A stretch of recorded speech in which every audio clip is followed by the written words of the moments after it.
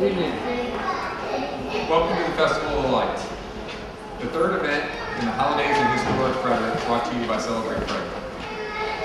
I'm Jim Ratchett, and I'll be your Master of Ceremonies tonight. As we gather here on this holiday night, let me start by introducing the individual and groups who have come together to make this evening a success. And at the end of the introductions, we can give them all a nice round of applause. First, our Mayor, Randy McClement, who will welcome us in a minute. Next, the wonderful Frederick Children's Chorus, led by its founder and artistic director, Judy Du Bois. Our inspirational speaker for this evening, George Wonderlet, Executive Director of the National Museum of Civil War Medicine. Frederick Browning Troop 81741, down in front. They're our piano angels for tonight, and their troop leader, Mindy Amos. Bonnie Van Buskirk, our sign language interpreter. John Whitman, our city caroliner. And also our volunteers selling Celebrate Frederick ornaments and posters towards the back of the room. And usually we'd be welcoming Randy Bartlett of Highland Catering, who'd be supplying hot chocolate. Because the change of venue, we're not able to do that tonight. So anybody who's willing to come back next year, we'll go ahead and give you 2 cups next year. So let's give all those folks a nice round of applause.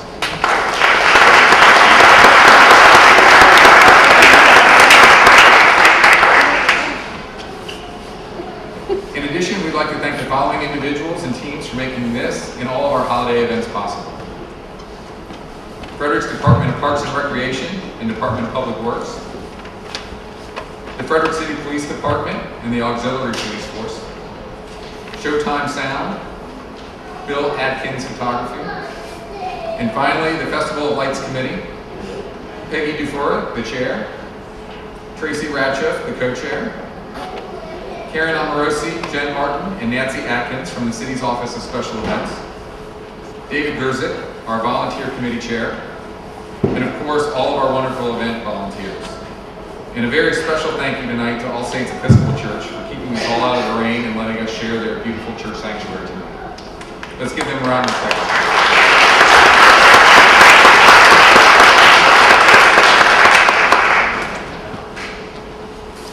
And as always, we send a very big thank you to our corporate sponsors for their generous support this year. Each sponsor is listed in your program. When you visit these businesses or meet somebody who works for them, please take a moment to thank them for their support. So, with these formalities now in order, it is my pleasure to introduce our newly re-elected mayor, Randy McClement, here tonight with his wife, Mary Jane. Randy will give us an official mayoral welcome and provide us a little history on this festival. Mayor McClement.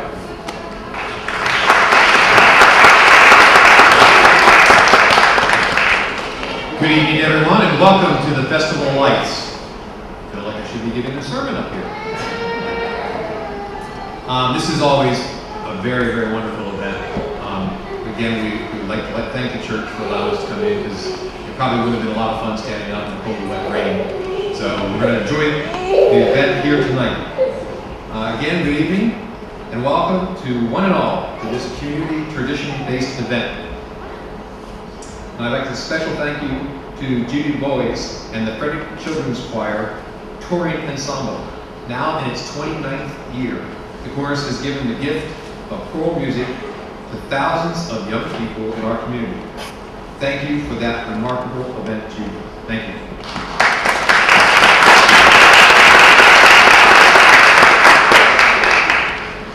Now, as Jim has said, some of you might wonder how the Festival of Lights has come to be. As far back as the late 1700s, our community has used the courtyard area as a gathering place, a place that we would have been if it wasn't raining. About 30 years ago, Julia Hanna, a Frederick resident, thought that it would be nice to be the perfect spot for our community to come together to remember the true meaning of Christmas. So like many, Julia was concerned that we were losing sight of the true meaning. But unlike others, she decided to do something about it. She encouraged area residents to display a single white candle in their windows to rekindle the feeling of an old-fashioned Christmas. and to bring back the warmth and closeness. But that wasn't enough. Julia wanted something more. Something that brought friends, neighbors, and strangers together to welcome in the season. And so, she brought her candles to the space in front of City Hall, and the Festival of Lights was born. Only about 20 people attended that first festival night, but over the years, the event has grown and grown and grown. And the hundreds of you that that are here and that provide Julia's idea, it was a very good one, and indeed a great tradition. And so, on behalf of myself, my wife Mary Jane, the City of Frederick, the Board of Aldermen, welcome one and all. We wish you and your families the very best of holidays, with the warmth that shines like Julia's bright candles in your hearts and in your homes. We thank you very much for coming out tonight, and we hope you have a great evening and a happy holiday.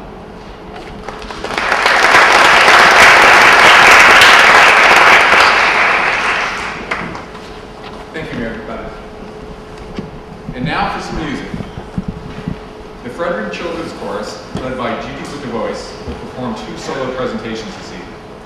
The first, Here We Come A-Carolin', is the perfect lead-in to our carol singing later tonight. The second, Sevivin, will be sung in Hebrew, and it's about a spinning dreidel to honor Hanukkah, which concluded last night. So please welcome the Frederick Children's Chorus Touring Ensemble.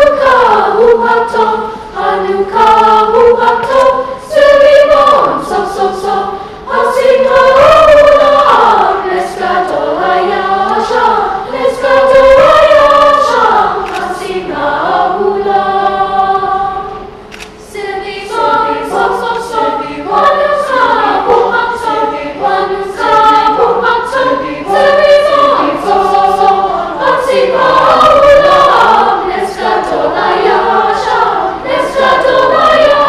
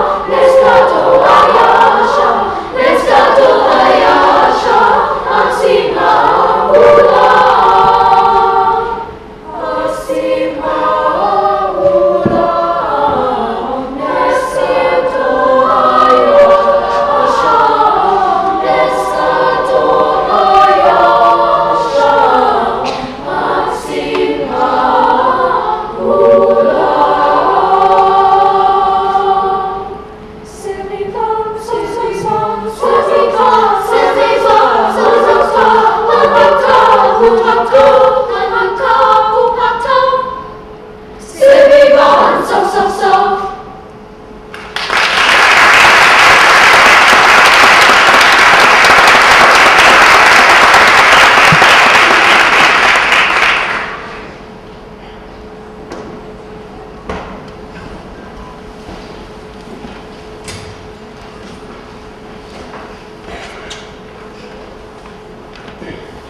Thank you all. We look forward to singing along with you in just a few minutes ourselves. But now it's my pleasure to introduce our inspirational speaker for tonight. George Wonderlick is well known to us in Frederick as a man who has inspired many to greatness. He is the spirit and passion behind the National Museum of Civil War Medicine. He serves as its executive director. The museum draws 43,000 visitors each year to our city, arriving from every continent in all 50 states. George and the museum have served as a focal point for national and local events commemorating the 150th anniversary of the Civil War. Here tonight, George brings us a message of the meaning of Christmas to soldiers young and old, of all faiths, separated from their families during the holidays. He'll tell us about communities like Frederick that came together to provide care and support to the wounded on both sides of the conflict.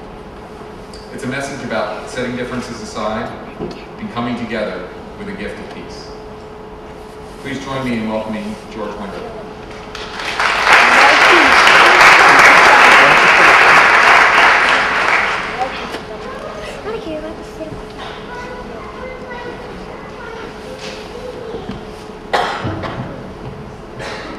Normally I'd be up here talking about bullets, saws, and disgusting things.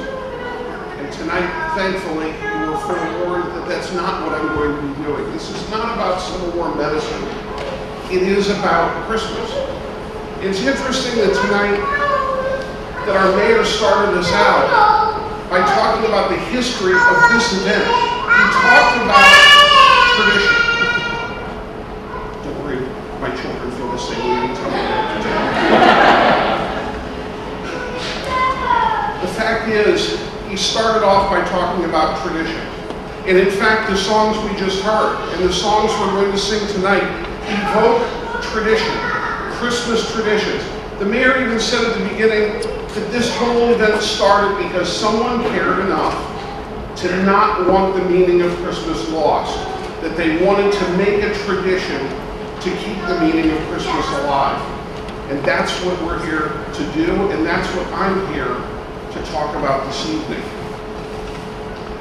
The mayor said that people have been using the space in front of our city hall to gather for time immemorial as far as this place is concerned from the very beginning. Right now we are in the midst of celebrating a great historic event commemorating the 150th anniversary of the Civil War. How was it celebrated 150 years ago? What was that tradition like? That tradition was incredible. Not simply because they kept the tradition of Christmas alive, but because they kept a particular tradition of Christmas alive.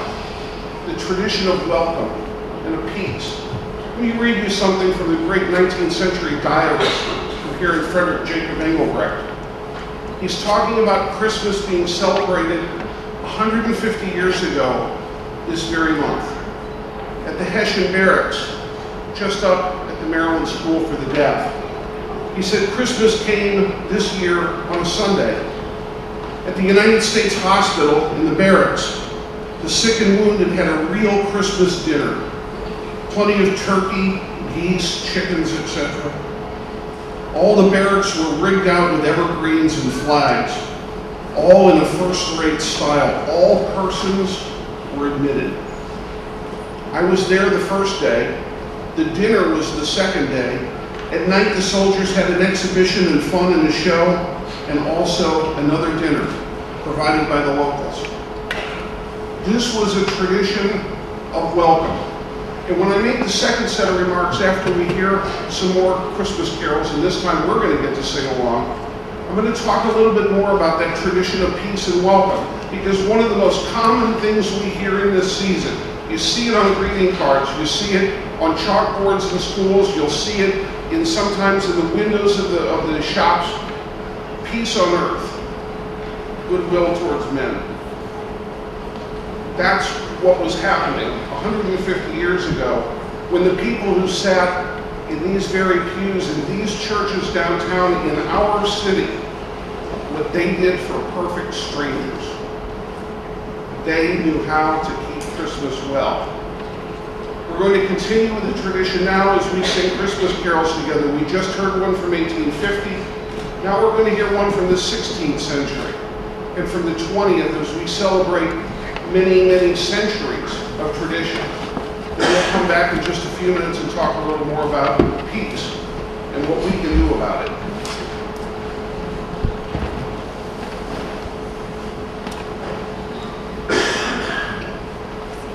Thank you, George.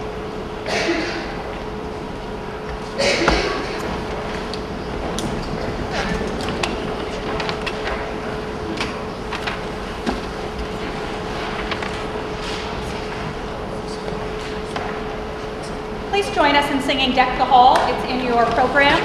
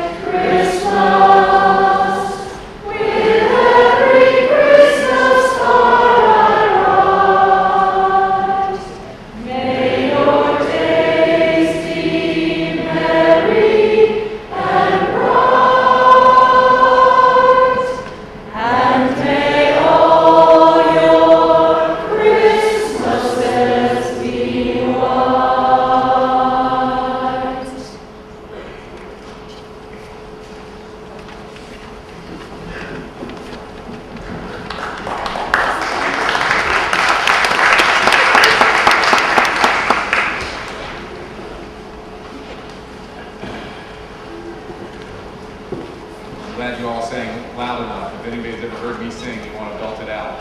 Drown me right out.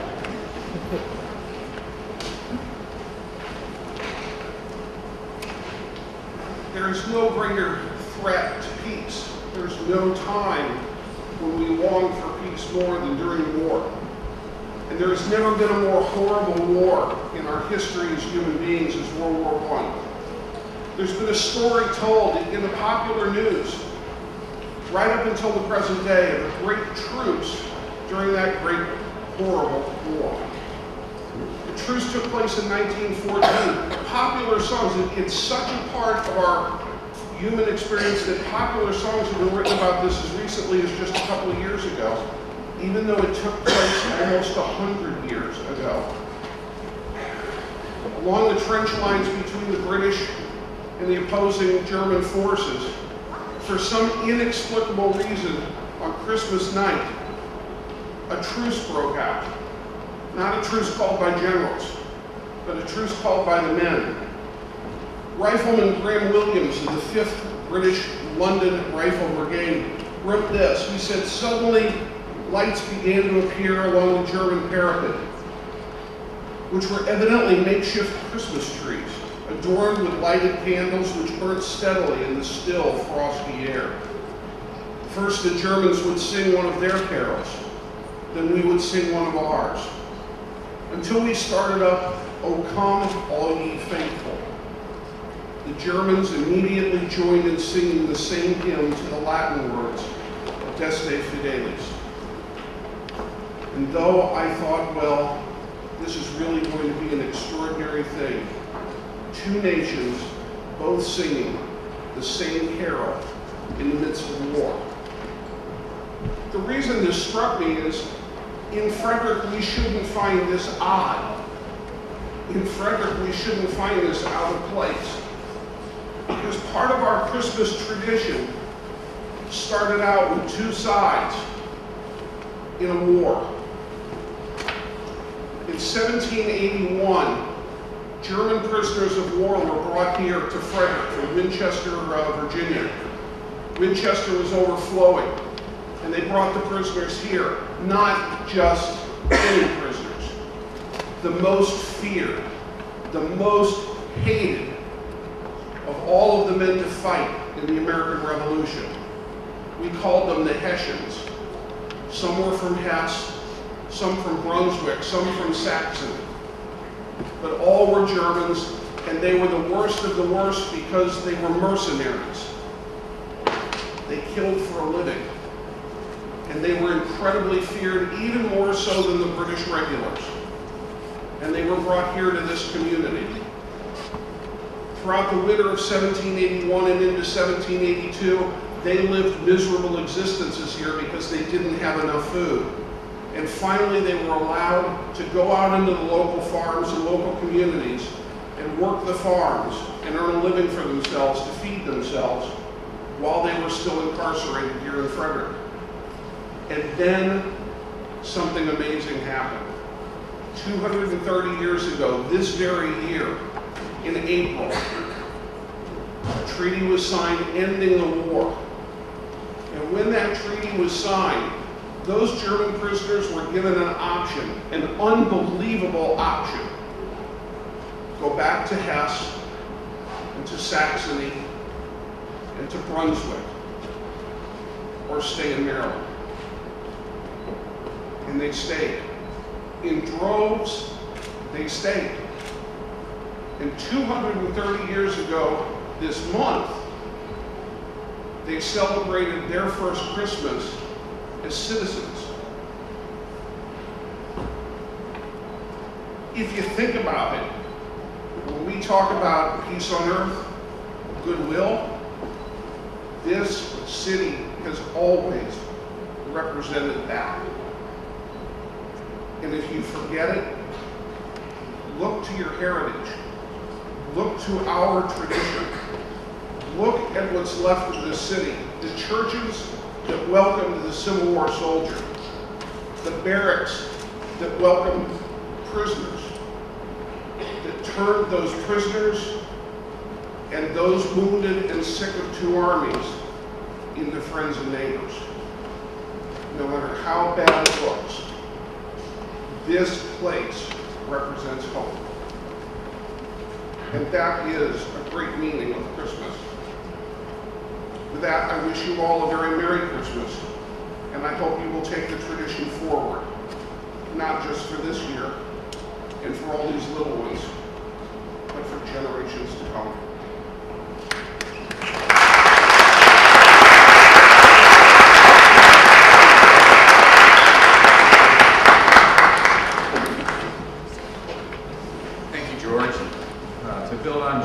message, we also have holiday cards in the back that you can fill out tonight. It will be sent to our troops overseas. And our volunteers can help you in the back of the room with that later this evening. So, as we remember the wonder of the soldiers and the candle they saw on that night, at this time I ask Mayor Clement to light tonight's first candle. I'm going to ask my wife to light this candle first. Just to let you a little fun note, first year that we did this, the first lighter didn't work, the second lighter didn't work, so tonight we have 4 lighters, just in case.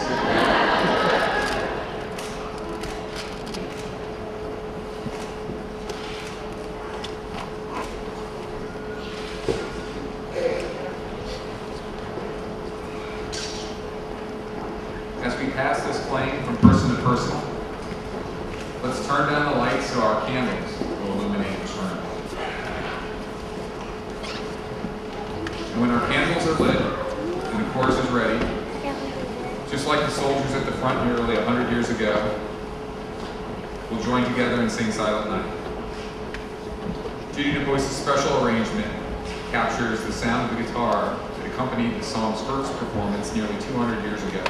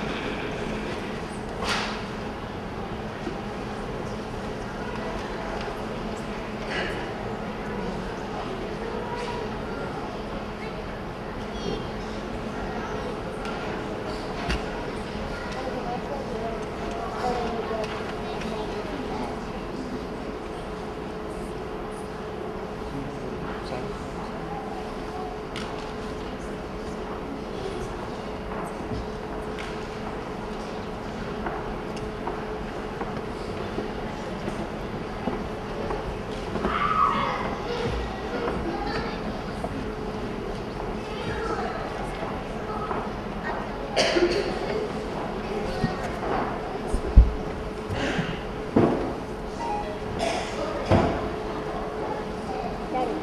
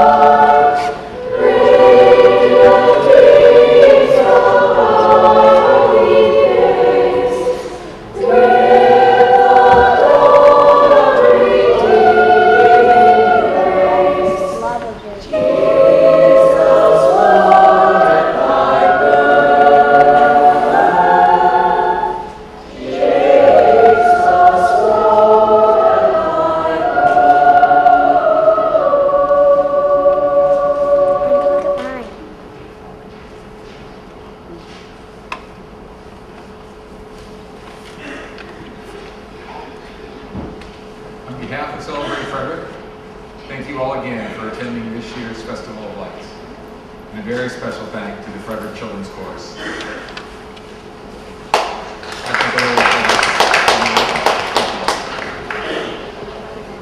We hope that you'll join us for our 2 remaining events this season. The Candlelight House Tour, which is this weekend. We have tickets in the back. And our annual Kris Kringle procession and lighting of the city holiday tree, and that's next Friday night. If you haven't finished your holiday shopping, there's Celebrate Frederick ornaments and posters in the back, along with those holiday cards for the troops overseas that I mentioned earlier. Also, as we leave tonight, John Woodman, the city caroler, will be performing a special concert for us, and so you'll be able to hear him from across the park as we leave the church this evening. So one last time, let's join the Frederick Children's Chorus as we wish you a Merry Christmas. Please, everyone, join in.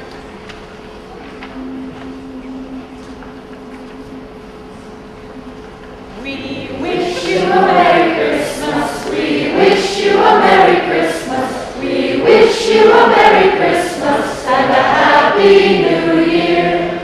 Good tidings to you wherever you are. Good tidings for Christmas and a Happy New Year. We wish you a Merry Christmas. We wish you a Merry Christmas. We wish you a Merry Christmas and a Happy New Year.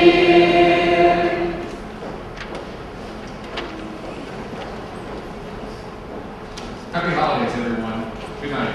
Happy